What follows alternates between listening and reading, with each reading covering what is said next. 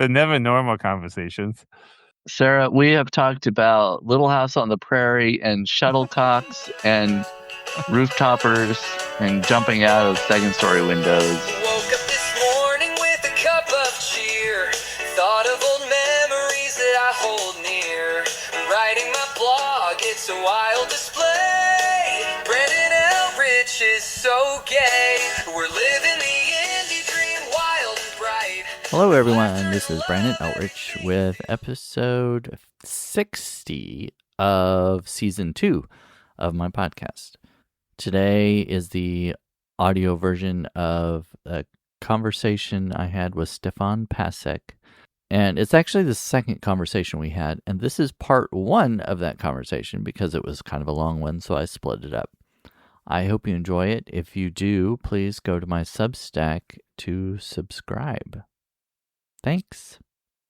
I'm happy. I'm actually happier now than I have been in a long time. But the stress level has been higher than a little elevated. Right. So how do you deal without, we don't have to go into details about what it is, but how do you deal with the toll and the stress? This sounds crazy, but I sing. Okay. It's an hour a night, even when I'm not on Substack. I sing an hour a night because singing vibrates your vagus nerve, which lowers cortisol level. Oh, levels. This I did not know. And it also releases like dopamine and stuff. So if you're stressed, you can actually lower your stress level by singing. Oh. Well, that makes sense, I guess. Yeah, because you're the nerve that controls like cortisol and your stress hormones. That is very close. That happens to be very close to your vocal cords. Okay. Wait, say that one more time. The vagus nerve, which is the nerve that controls your stress hormones and stuff. Okay. It's the part it is very close. It's close to your vocal cords. So when you're singing, when you're doing like your vocal cords are vibrating, which massages that nerve. Okay. And moves you from like stress to like rest and relaxation. Interesting. Yeah, it's very interesting. That's why I posted a couple weeks ago. I posted that I was convinced things happen for a reason, because I just learned, like, the first time I ever sang was in April. I'm pretty sure it was because I'm pretty sure that happened for a reason, because I knew it. Somebody somewhere knew I would need it now, and 3 months later. Yeah. Well, that's cool. I thought so. Well, I may have to sing more, I guess. J. Allen Winchester says singing is a great way to relieve stress. Yeah, I learned that, and it actually works. I do feel less stress. It's not like just a hypothetical. I actually do feel less stress afterwards. Maybe you should write an article about that. I don't know what I'd write. It'd be like 2 paragraphs. Be like, hey, this works. Well, I guess, you can do all the lead up. Like, I had never sung before April, and I went through you wouldn't have to say what it is, but I went through the stressful time and blah blah blah. You could stretch it. Maybe I will after it's over. When I can actually talk about what happened. Oh yeah. More openly, then I might, because then I will have something to actually talk about. Yeah. Because I think people would find it interesting what I went through, but who knows? Maybe no one would like it, and I'd lose a bunch of subscribers, and that would be terrible. Well, you can't please. What is it saying? You can't please. You can please some of the people some of the time, but you can't please all of the people all the time. It will be okay as long as it waits till September. September is when it can't happen before September. I have goals. I want to hit 1,500 by the end of next month. 1,500. Yeah, and it would get in the way if I lost a bunch of subscribers, because it's been a hard go. Yeah, I wouldn't be able to. I'm close to like 1100. Although it says on my profile it's 1.1 thousand, but it's actually 1079 or something like that. So it's not. I don't know. I guess they round up. Yeah. I've never seen them. They've never rounded up for me. I was at 1299. I was at 1299 and it still said 1.2. Oh, well, that's interesting. I was at 1300 for 3 hours, and it took like 5 hours of being at 1300 before it updated to 1.3. I guess Substack wants me to look better. Maybe I don't know. I think that you must be friends with somebody in high places. Well, Chris Best did restack my note one time. Who is that? He's the CEO of Substack. Oh yeah, no, you're in good graces then. Boy, you're like it's a miracle you're not at 10,000 subscribers. No, I commented on something that he posted, and he responded and asked me a question or whatever, and restacked, my response or whatever. Oh, so wow, boy, I feel like I'm in the presence of Substack celebrities now. Well, it didn't give me 10,000 subscribers or whatever, but Yeah, boy. Well, that's good. I'm happy that you've had positive interactions with the head honcho over at Substack. Yeah, I mean, it was kind of cool. Yeah. How did you even end up in seeing his note? Did you seek him out? Well, I subscribe to him, and he does live videos, and he posts notes and stuff, and I like some of he does he'll sometimes do just jokes or whatever, kind of like you do sometimes, but and then a lot of times, well, yesterday actually he went live. I think he was live 3 times talking about this new AI detector that they've started implementing and stuff. And boy. So yeah. That seems to be all anyone talks about on Substack anymore is the AI detector.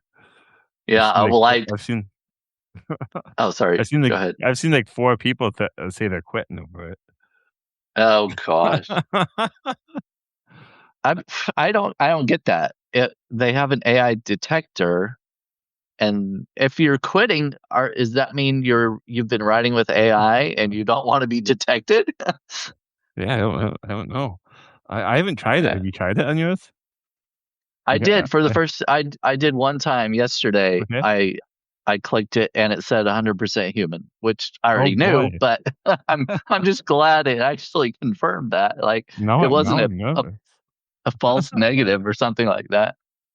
But from what I've heard, this one is more accurate than some of them are, because a lot of them will produce false negatives or false positives or whatever. But the number of people I've seen post notes of them getting 72% AI, high percentage, over 50% AI. Yeah. And then say, well, it's wrong, is fairly high. It's over half a dozen. But do you know those people? How do I want to answer? I gotta answer this very carefully. I'm not asking who they are, but yeah, I am subscribed to some of those people. Do you think that they're actually, maybe they have been using AI and they don't want to? There's at least one that I'm, based on the number of quiets in the writing, the density of quiets, the number of the word quiet per word. I have a suspicion that at least does do it. Because if your quiet to word ratio is 1 quiet per 6 words, you're probably not human. That's probably true. Quietly shot his shotgun. No, that's yeah. But I've seen 4 or 5. Nobody who's quit has posted it. Has posted a reading. I'm too nervous. I can't. You don't want to. I don't want to. You don't want to try it.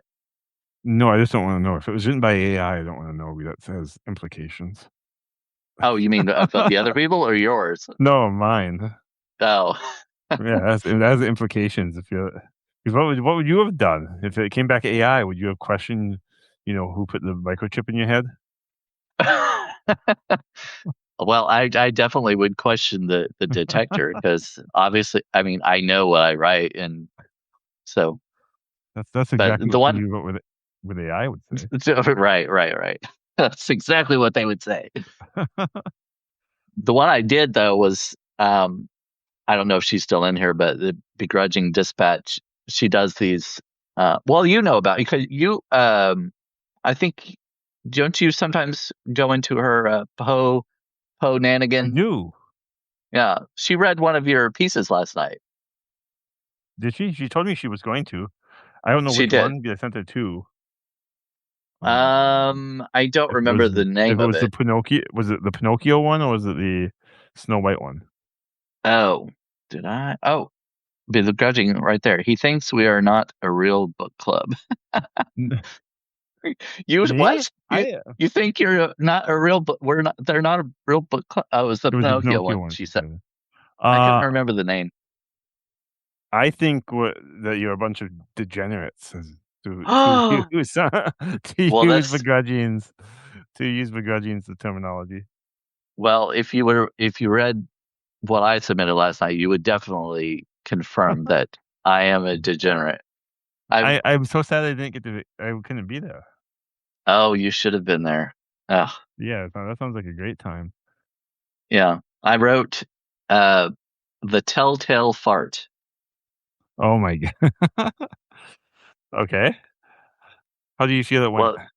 Well, I thought it was great. I thought it was very funny, and it seemed like everybody else liked it too. I published it in my I put it in my publication today. This morning I published it, so it's out there.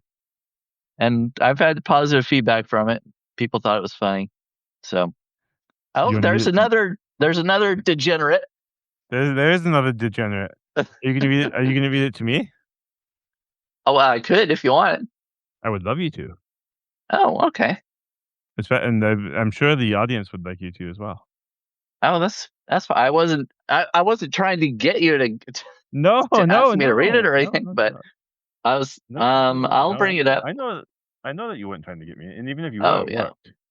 Well, yeah. Even if you were trying to get me to read it, to ask you to read it, it worked. The microchip up here was. I don't know. I was trying to think of something to do with me being AI and such.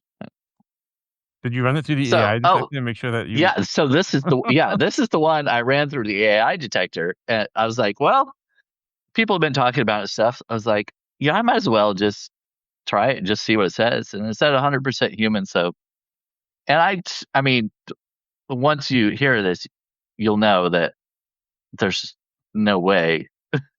It wouldn't pass the community guidelines for the AI. Yeah. So this is I don't know if you've ever have you read much Edgar Allan Poe? Are you familiar with The Telltale Heart? I'm familiar with The Telltale Heart. Yes. Okay. Well, I can't really recite it from memory. Oh no. Well, I wouldn't. I've read it. I have read it before. Yes. Okay. Well, you should recognize this then. The Telltale Fart. I had to remind myself of it. I had to look it up and reread it because it's been a while since I read it. I was like, I kind of want to get the same kind of vibe or just the way he's structured it and everything. I just because it's a parody, so I kind of wanted to somewhat match it, not to take the same language, but you know what I mean. Anyway. Yeah, you wanted to match the structure, like the rhyme scheme and stuff. Yeah. Well, basically just the way the story goes, like the pieces matching it. I don't know. You might see. Anyway, I'll go ahead. This says you did a fantastic job. The begrudging dispatch says you did a fantastic job. Oh, thank you. All right. The telltale fart. Anxious, nervous. Yes, I was and am still. You think me mad, but why? A time to die, the good book declares, does it not? It was his time, and perhaps now it is mine. Before your judgment is declared and your personal damnation is carried out upon my weary soul, open your ears and even more your mind as I recount the tale. Why I did it, I cannot say so specifically. The proverbial straw comes to mind, both the last one as well as that which broke the camel's back. Are they not one and the same? But I digress. So many encroachments would give a lesser being reason to end the life of such a brute. The inventory is longer than the list of so many men visited by Mistress Lenore, the town whore. Longer still than Trevor Johnson's Johnson, a member with which Miss Lenore is well acquainted. I might speak of my husband's frugality, though penny pinching is a more accurate term. I offer you this example as your own assessment. Our chamber pot is nearly decrepit, though nearly, he would say, is the key descriptor of the vessel, as its usefulness continues to endure. What then, husband? I queried. Dare we tarry until the chamber pot has rusted through? Use your finger as a plug, he suggested with mirth. I had a finger in mind, as well as a location to insert it, but I bit my tongue. Onlookers might assume we were poor, and that bookkeeper was not the occupation of my groom of 20 years. Alas, has it been only 20? The calendar should show forever and a day that I have been locked in this loveless union. This miserly, steel-hearted, bumbling oaf has all the merriment of a badger caught in a trap. His ego rivals the size of Boston itself, and his gut is only slightly smaller. His drunken state makes him infinitesimally more tolerable in some ways, while emboldening his carnal desires and humor, as it were, neither of which rise to a palatable level. I could continue reciting his inventory of incompetencies, but I do not have enough years left in my life. I come now to the deed, as this is why you have come to listen to my tale. Little by little, I poisoned his meals, just enough to cause nausea and indigestion, but not so much as to call for the doctor, a call which would bemoan a pompous and petulant penny pincher. On the final, fatal, and fateful night, I prepared a meal, including only my husband's favorites. I tenderly set before my beloved a plate of ham and beans with cooked cabbage and broccoli. I used enough arsenic to kill a hippopotamus, which I estimated was the same size as my portly partner. I bet the devil my head he'll not throw it out, I said to myself as I set the table. My husband glanced curiously my way, and I wondered then if I spake these words aloud. You see now what a state I was in, but I was not mad. Do not think me so, not yet. As my head continued its passage through the world still balanced upon my shoulders, you'll have no doubt that the devil lost that wager. The meal in its entirety was consumed, however, displeasantly. My old man groped at his throat, his chest, and his stomach before the poison took full effect. He broke wind as he collapsed to the floor. After going outdoors for some air, I returned to the lingering smell. But I could hesitate no longer in embarking on the business of putting my husband out of sight and out of mind. I removed the floorboards and, with great effort, rolled his massive corpse into the house's depths. The following day, the constable and 2 other officers of the police came round, inquiring as to the whereabouts of my late husband. Missing, that is. I thanked the heavens a slip of the tongue did not reveal the deed. I expressed to them my deep sadness over my missing man. The men offered condolences, and I offered them chairs.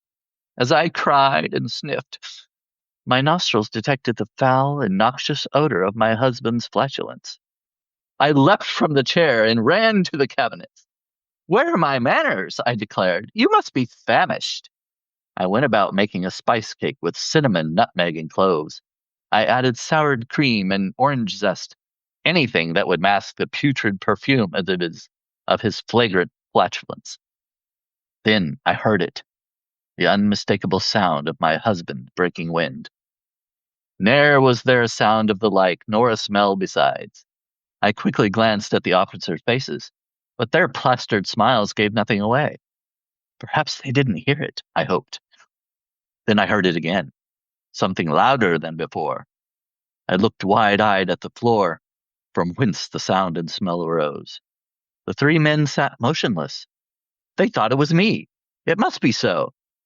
A demure and polite lady, such as she who stood before them, would surely never break wind in front of her gentlemanly callers. But for my innocence, let them believe it to be so. The sounds and smells grew louder. You may think me mad to say that the smell was loud, but I tell you the truth, never was such a smell perceived as the pungency as what drifted from the floor that very day. My eyes watered, and bile began to rise from the pit of my being. I wiped my brow until my apron was soaked with sweat. The sounds, the smell, they grew louder, louder, louder, smellier, smellier, smellier. I could hardly breathe. Yet these gentlemen, if you could call them such, sat engaged in pleasant banter. They could surely not ignore this hideous odor of evil. I banged pots and pans to cover the sound. I threw spices in the air to hide the smell. What game were they playing? They not only suspected, they knew. It's the only explanation for their apparent apathy. They were playing out their own sadistic punishment before a murder trial could occur. This I reasoned, and reasoned still. Whether 'twas true, or if it was only my madness, yes, I now admit it. I was not mad, but only driven there by the scent of the devil himself. Either way, anything would be better than this. I would give them the satisfaction no longer. Fiends! Villains! Taunt me no more! I shrieked. Here I threw the bowl upon the ground. Break open the planks on the floor and rid me of this odious odor forevermore. The end. Oh, that was great. I like that. You did very well. I did not expect the hippo reference, but you know, very savage. I see that. So I've seen that Sarah commented on it too, I think. Same size as the hippo, yeah. I've got to go back and look at comments now, I guess. Yeah, begrudging is better when you don't have to hold your composure for the audience. Yeah. Did you do that in a drunken afternoon, or was that like an all week project? No, actually, I did it all in one day. Because Begrudging had put out the oh, hi kitty. What's the kitty? His name's Draco, like the villain from Harry Potter. Yes, Draco Malfoy. Yeah, you got a winky eye and a snaggletooth because you're third generation inbred. Oh, well, that happens. He might hang out with us. See, he can see his winky eye. Yeah, I see that. Oh, yeah. He's third generation inbred. Well, he's cute anyway. Yeah, he's a cute kitty. And for some reason, I'm his person. I don't know why yet. But, well, I mean, it's nice to be loved, isn't it? Yeah, it's nice to be loved, even if it is by an inbred cat. Yeah. Well, we can leave that detail out. Yeah, we won't mention that to anyone. You just say, I am loved. Either way, I didn't mean to interrupt you with kitty. Oh, that's all right. No, that's all right. Yeah, she put out a call for some Ponanigans, and I had intended on doing it, and then I guess I forgot about it or whatever. And then yesterday, she put out a note about it early in the day, and I was like, oh yeah, I was going to write something. So I don't know. I just came up with it. It was the title first, because telltale heart, the telltale fart. I don't know. It's just like, instead of the beating of the heart, I was like, oh, well, maybe she gives herself away by the smell of his flatulence and everything. So then I don't know. I just tried to write it in the style of Poe, and I barely got it done because I pretty much I finished it, and then I went to my messages because I was going to message her and say, "Hey, I've got this," and she had already messaged me and said, "If you have a submission, blah blah blah." I was like, "Well, actually, I was funny that you say that because I just finished mine." But I did have I was a little hasty though because I didn't proofread it very well. There were a couple of spelling mistakes, and for some reason I have Grammarly on my computer, and it kind of highlights words and stuff if I misspell them or whatever. But for some reason Grammarly hates my writing. Oh yeah. Yeah, it's bad. It has a conniption every time I turn it on. Yeah, sometimes I ignore it. If it just depends on, I don't know. I just like the way some things sound better. They may not be the best grammatically. I mean, whatever. I'm like, yeah, but I like the way this sounds better, so I'm ignoring. Yeah, that's what I do. I ignore it a lot.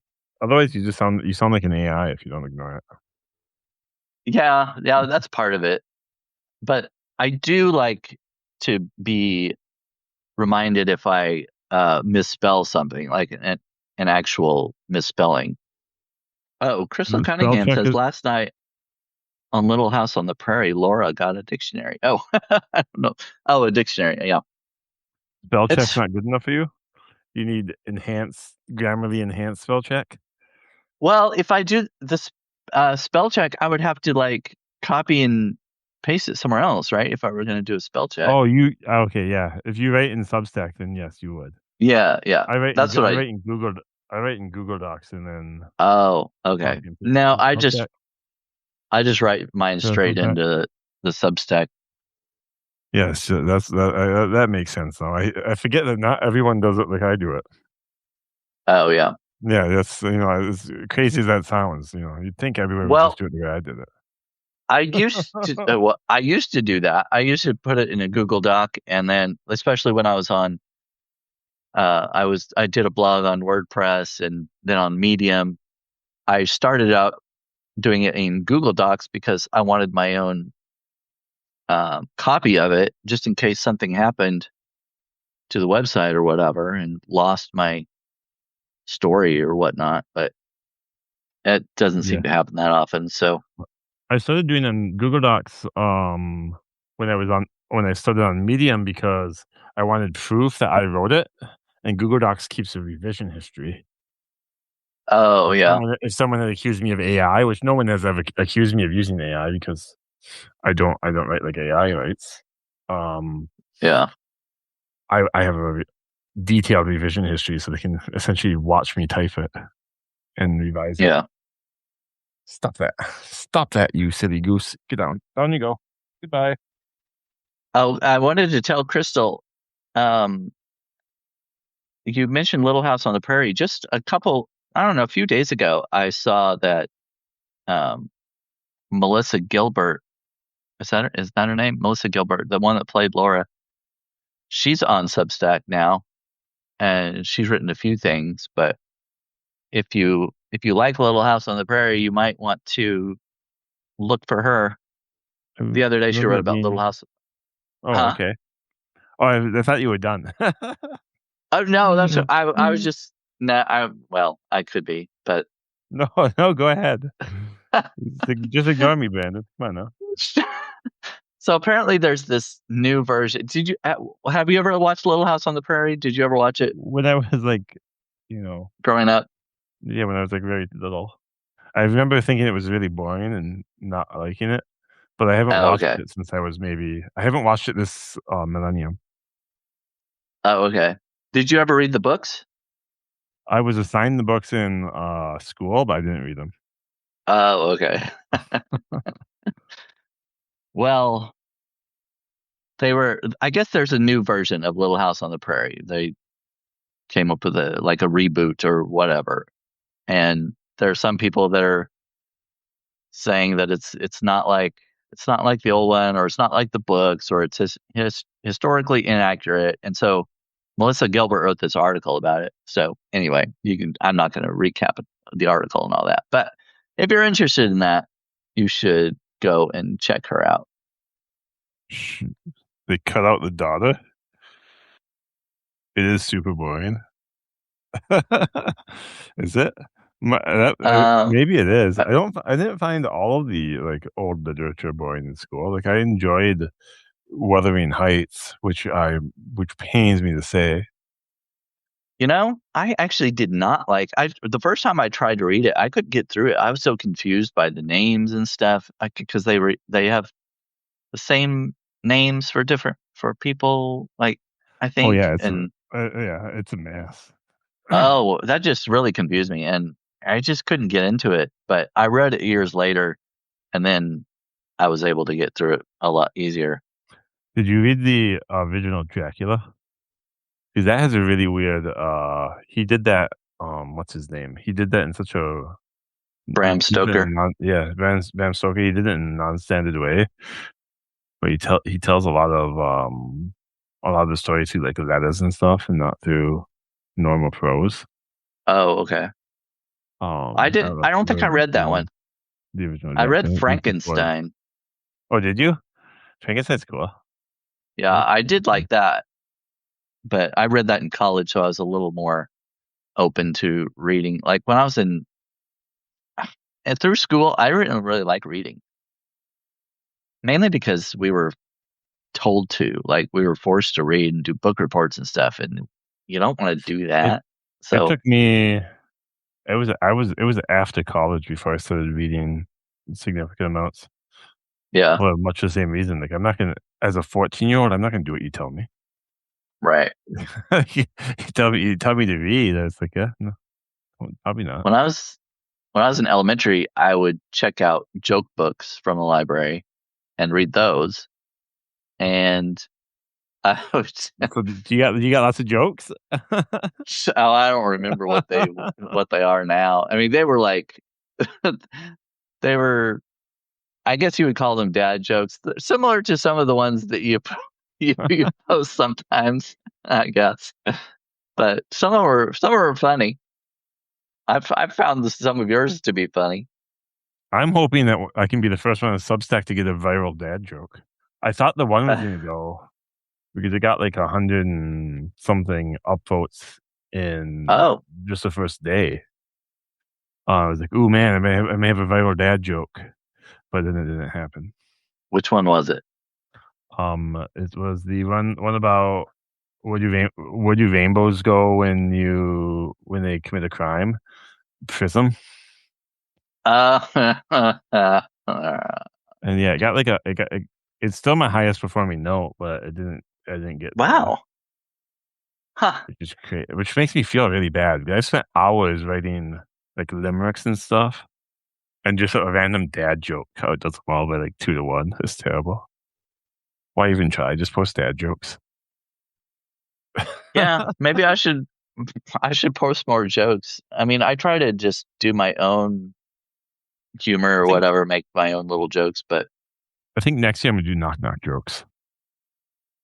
I'm gonna switch from bad jokes to knock jokes at the end of the year. So will you say knock and then wait for somebody to respond who's there? I'll say I'll post knock at 9 a.m. and then at noon there'll be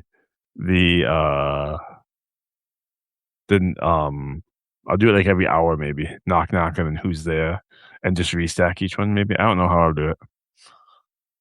Lady Dracula. Yeah. I don't know what you mean. You dressed up as Lady Dracula in high school? No. Jay. Oh. J. Allen Winchester. Ooh. I need pictures if you dress up as Lady Dracula. I want pictures. I have a cape. Yeah, all you need is capes, fangs, and some boobies. Yeah. I could probably do that. Jay Allen says urge to peer pressure you. They said they read Dracula in high school and they did a play their senior year, and then that was my response. I said, "Well, we did Lady Dracula when I was in high school as a play." Okay. Play, yes, yeah. I did a play. School play. I did a play. I was part of a play in school, and it was a trial during the Civil War, and I was a witness who had PTSD. But I forgot the name of the play. Oh my gosh, I should know this. I don't know. Plays are fun. I wish I could do them more. But once you get to be an adult, it gets weird. Oh, well, I mean, you could do community theater. Yeah, if they'll have me. I don't think they want. I don't think they want somebody like me. No one said I was good at my role. Oh, I see. So were you an introvert, or do you consider yourself an introvert or an extrovert now? Oh, in person, I'm an introvert. I really don't I'm not a big, if someone's talking to me, I'm not going to cower in the corner and hide or anything. But yeah. If I go someplace, I'm not going to go up to somebody I don't know and talk to them. Yeah. I'm going to stick to who the person I'm with, or if I'm by myself, I'll talk to myself. There's no, I don't need anyone else. But, on here for some reason it's different online. I don't know if you notice the same thing, that do you feel you're more outgoing on here than you are in person? Well, I consider myself an introvert. I always have been, but I don't know, because it's anytime I'm on a live video, it's only with one, maybe two other people. Well, sometimes more, depending on they have restream and karaoke, something like that. But usually it's just one-on-one, and I'm a lot better at one-on-one relations and stuff.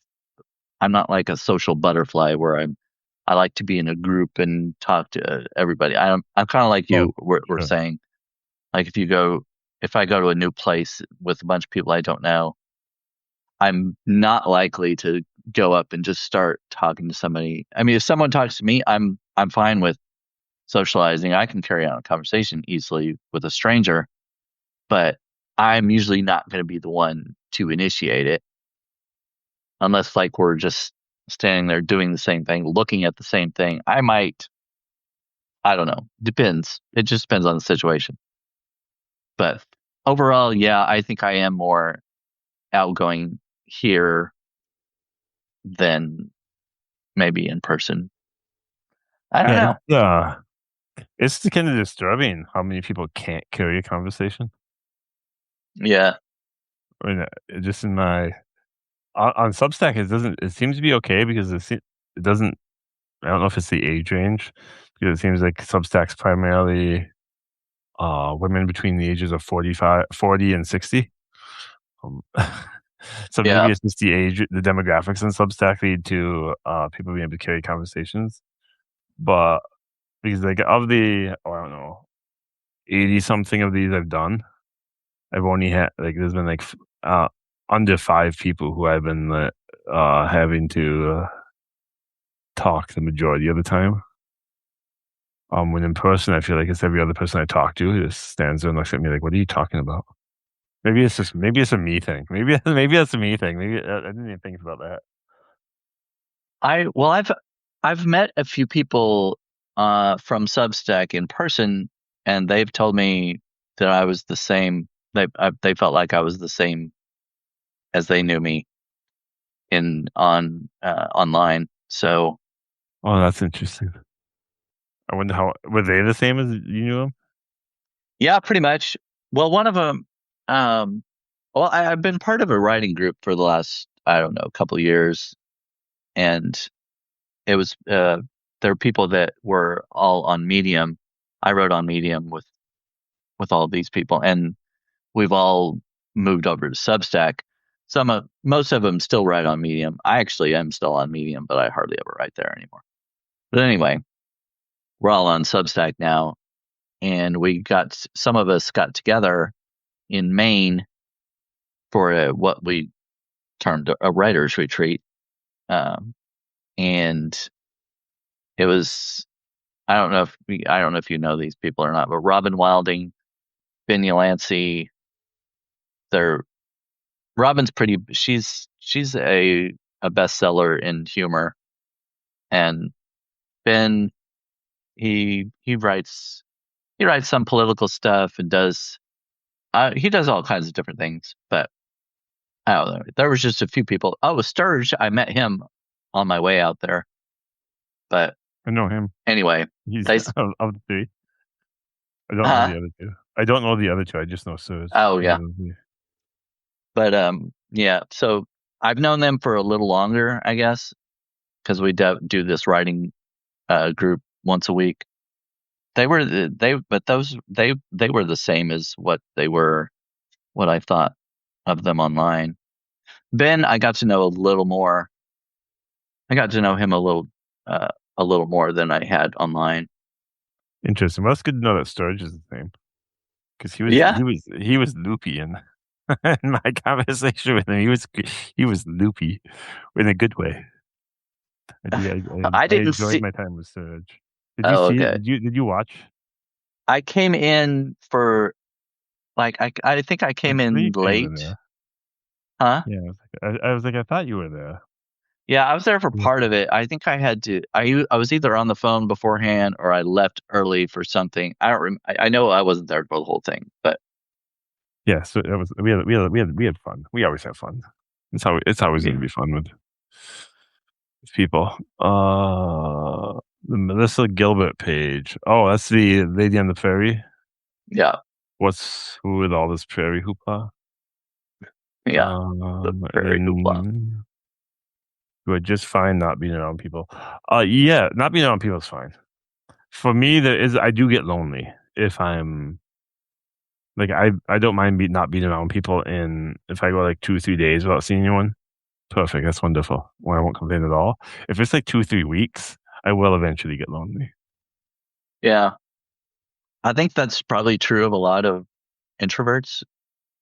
Like, I'm fine not being around people most of the time, but I do want some social interaction, even if it's maybe just one other person coming over to the house or going somewhere or whatever. But yeah, I think usually introverts kind of need, after socialization and everything, we kind of need time to ourselves to kind of decompress or recharge. It's like, I've had enough of people. I went to this meetup thing with a group of people, and we went to a bar and grill type place, and it was fun. And we were there for a while. We had our meal and everything, and they said, "Oh, we're all gonna go to this other bar, blah blah blah." And I was like, "Why? Like, we're at this bar. We've had our meal and stuff, and we're talking. Why are we gonna leave this place and go to another place that's also loud and we can do the same thing there as we're doing right here? Why are we? I don't get that." But I'm like, yeah, but yeah, I've had enough of you people. I'm going home. I'm like, I don't know. It was that's just me though. I never thought about that bar hopping that you're talking about, where you go from one to another. Yeah, I never really thought about why people do that. It just always was. I'd like to know what the point is. I mean, I guess maybe they have different drinks, different specials, and different drinks. Well, maybe they see that. I think most of the people who do that are extroverts, because they want to see new people and to experience and you know what I mean? Like, this group of people are at this bar, and then they go to this other bar and see more people and interact with them. For me, I'm like, I want to have just individual relationships, individual conversations, one-on-one kind of thing. After I've established, even if it, like I didn't know a lot of people when I got there, but once I started talking to them, we had conversations. Like now you want to interrupt all that and go to another place and I have to start all over again. Like, I don't know. I think I don't know most if that makes sense. I think most humans are extroverts. I You think so? I think you and I are in the minority. Well, yeah, Maybe so. if you just look at how people, at least maybe it's just because I live in a state with high alcoholism rates. But if you look at colleges and like just like the culture around people in like that 15 to 25 range, like this, like it's, I think actually introverts are, I don't want to say uncommon, but I think they feel like the minority, and it's all just masking the whole time. I don't know. It might have changed since like 2020 when everybody had to, lock down and do it. More stuff was occurring online. And do you think that has created more introverts because we haven't gone out and socialized, and so it's kind of a forced introversion? Oh, I think Maybe. we just have a generation of people who don't know how to talk to each other. Mm. Right? I don't think that changes whether or not you're an introvert or an extrovert. Because Yeah, that's probably true. Yeah, if it did, you would see less introverts. Yeah. Because like I don't know, like millennials. From what I read, and I assume you're a millennial. You look like a millennial. And it's a wide enough range, I'm pretty sure. But millennials are widely talked about as being a very social generation. Yeah.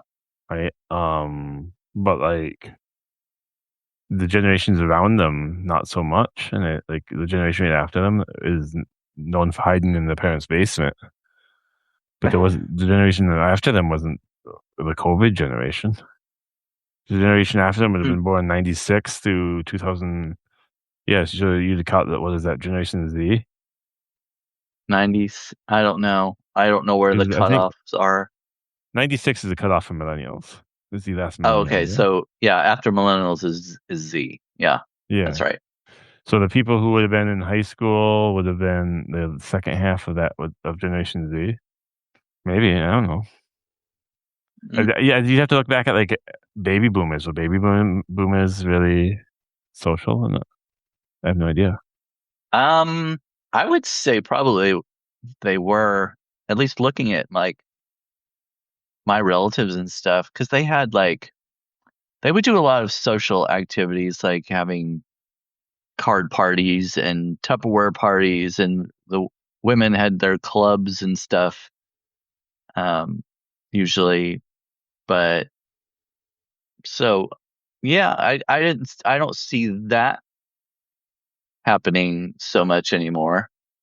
The people I would be worried about is like the people born after 2010, where they were in like fourth, fifth, sixth grade, middle school, somewhere in there, and they were COVID from like 12 to 15. You know what I mean? Like the people were born in the 2005 to 2010 range, maybe. Those people seem like they'll be fucked up. like, I don't know, maybe not. Maybe if you that just seems like that'd be rough to spend your teenage years locked in your parents' house because nothing's open. Can you imagine?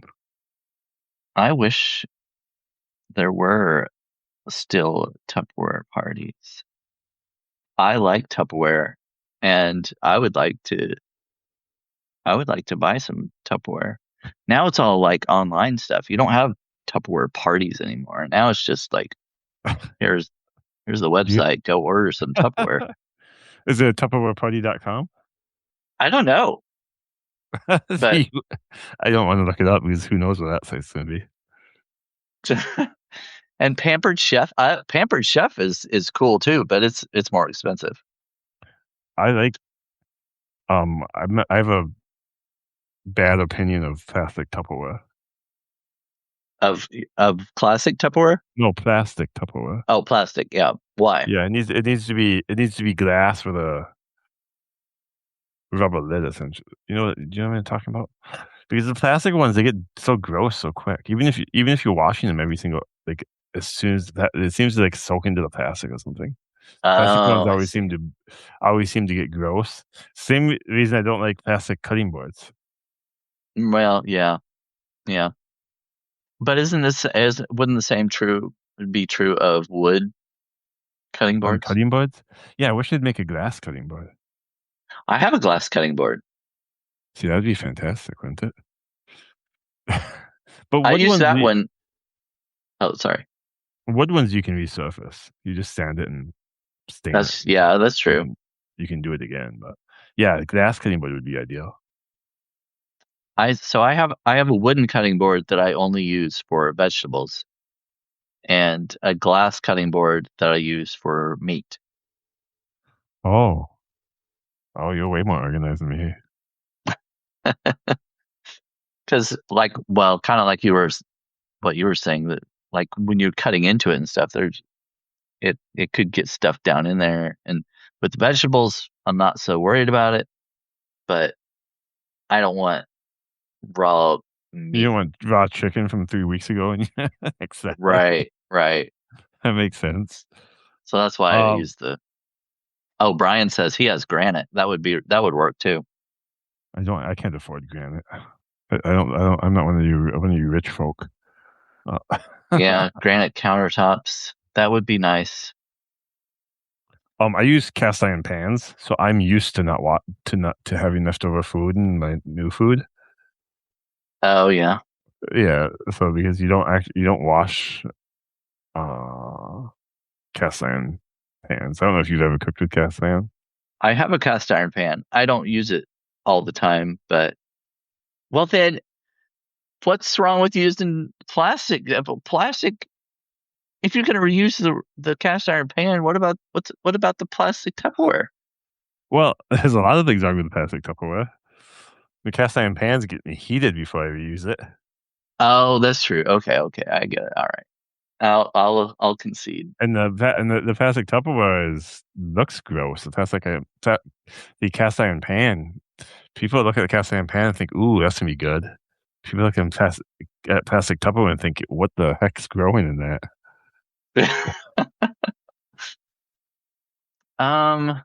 Yeah.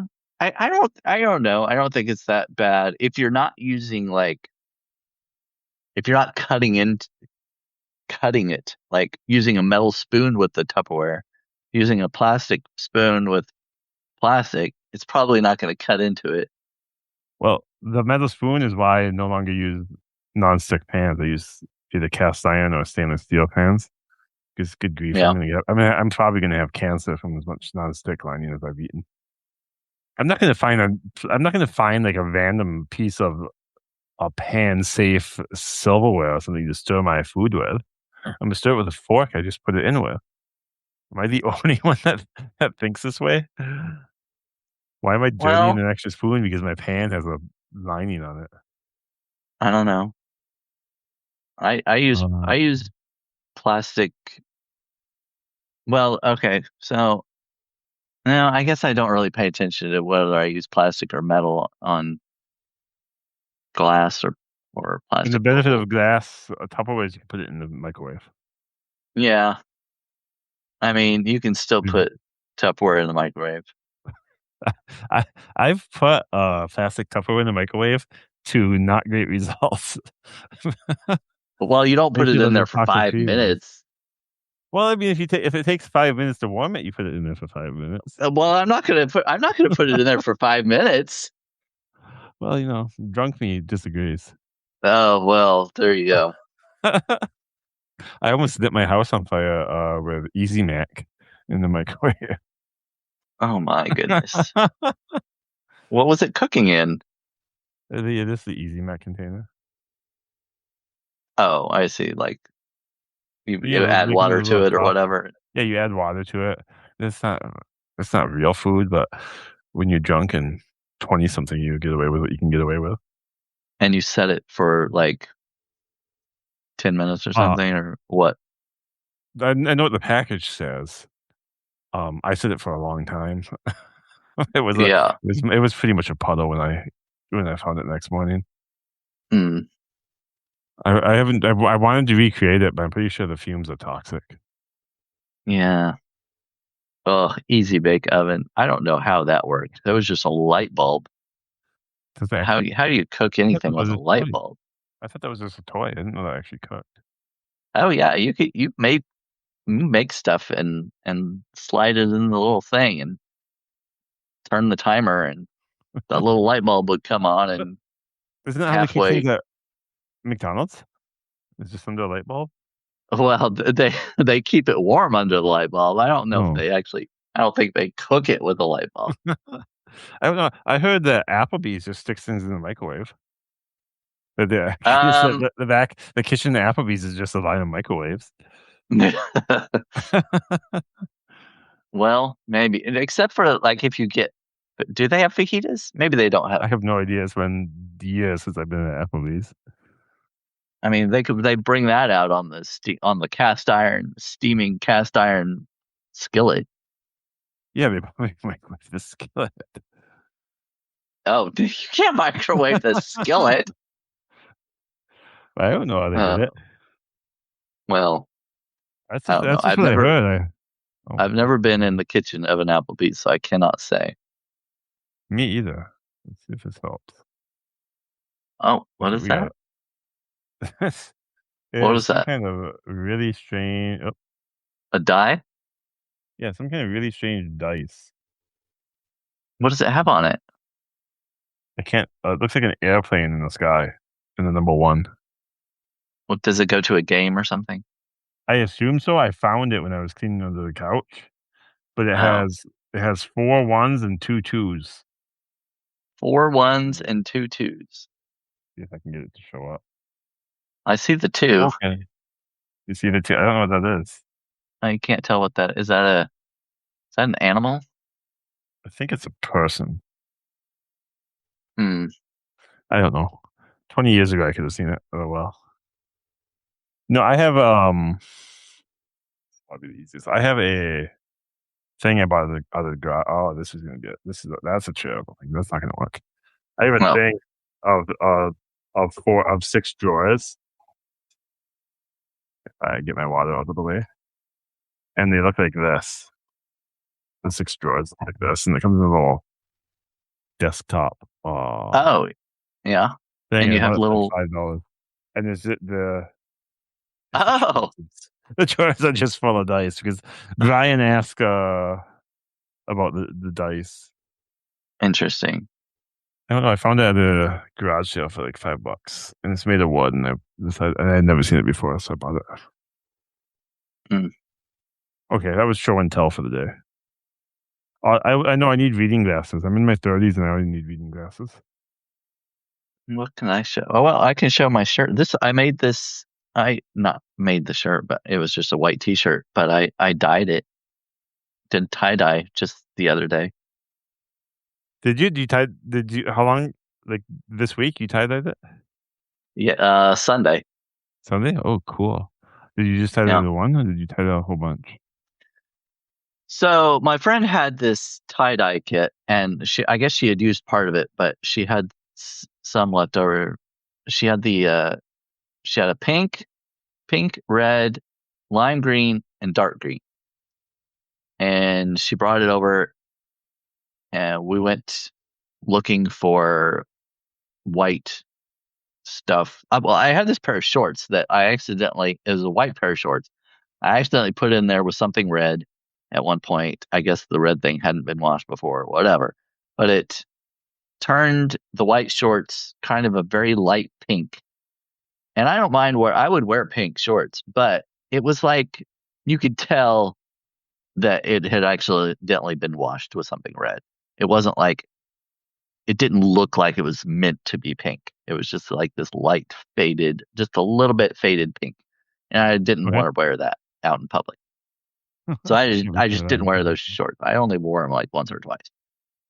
But I didn't want to throw them away either. So I just wore them around the house or whatever. So I thought, well, since we're tie-dyeing, they're already kind of dyed pinkish. So I might as well just use those for tie-dyeing. So I tie-dyed these shorts. I bought this white button-up shirt, tie-dyed that. She did her thing. We had some left over. So I went and grabbed a white t-shirt out of my drawer. And I was like, well, I'll use the rest of the dye on this. So that's why it's got a lot of white in it, but it looks tie-dyed. Yeah. I wouldn't have guessed that it was leftover tie-dyed. Well, it is. It's secondhand tie-dye. Yeah. Brian, it doesn't get much worse. There's 6 drawers. 5 of them are full of dice. That was just one of them. One of the drawers full of dice. What are you going to do with all those dice? I don't know, but my 3-year-old keeps coming home with them. Oh, is he stealing them from other people? I don't know, but every time he comes over, he has dice. So I gave him his own drawer. There are a bunch of games out, 3-year-olds with games out there who have no dice. That could be because I have like an entire one of those drawers full of 6-sided dice. So I would be surprised if there's any board games in town that have dice. Yeah. I refuse, Brian, to make life-altering decisions based on the roll of a die. No dice, Rice.